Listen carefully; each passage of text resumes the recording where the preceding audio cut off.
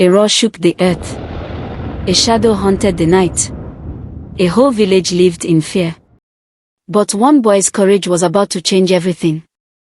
Long ago, in a quiet village hidden deep inside a thick forest, fear ruled every night.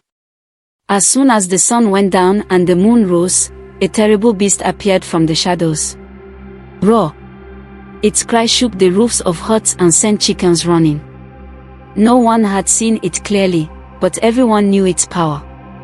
Goats vanished, chickens disappeared, and fences carried long, sharp claw marks.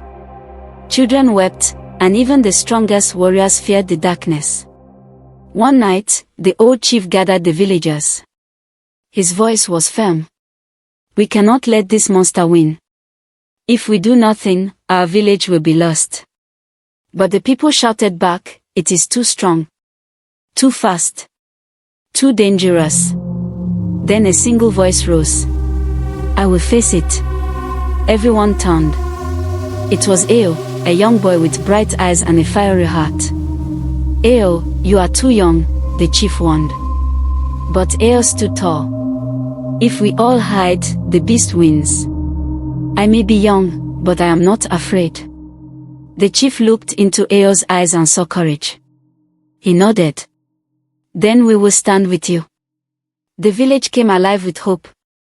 Spears were sharpened, ropes twisted into nets, and traps built with strong vines.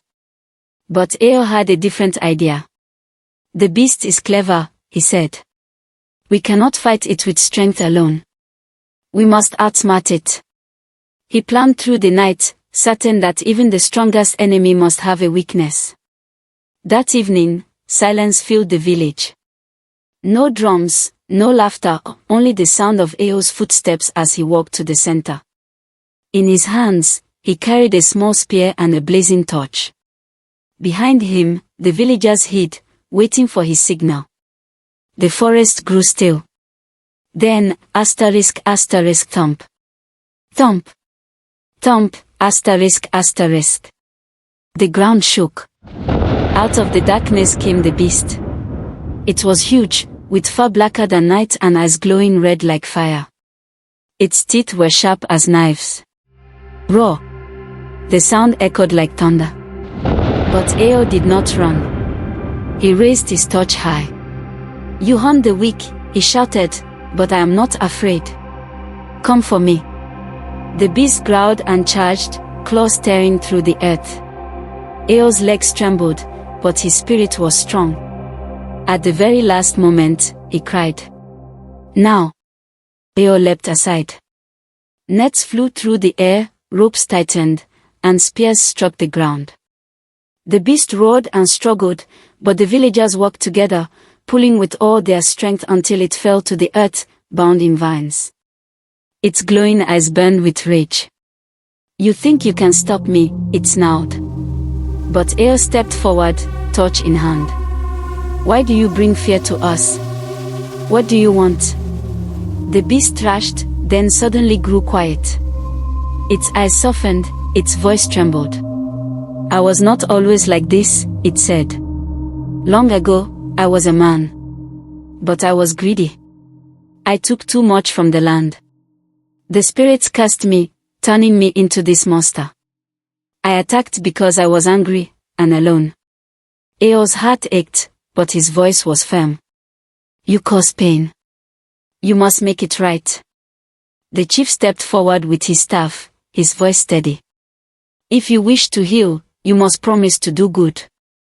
Will you protect instead of destroy? The beast lowered its head. Yes. The chief lifted his staff to the sky. Ancient words rolled from his lips.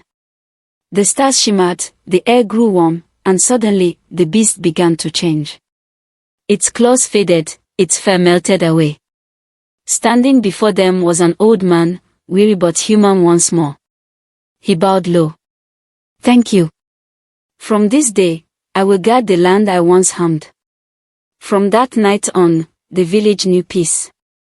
The old man walked side by side with the people, teaching them how to respect the forest and never take more than they needed. And Ao, the boy who faced the beast, was remembered as a hero. Not only for his bravery, but for his wisdom and his heart. Every evening, when the stars lit the sky, the villagers told his story. Of the night a boy's courage defeated fear. Of the night a beast became a man again. Of the night the village learned that true strength is found not in fear, but in unity. And so, the forest lived, the village thrived, and Eo's name shone brighter than the moon itself. Don't forget to like, comment, and subscribe for more African folktale stories full of action, emotion, and lessons. Thank you for watching.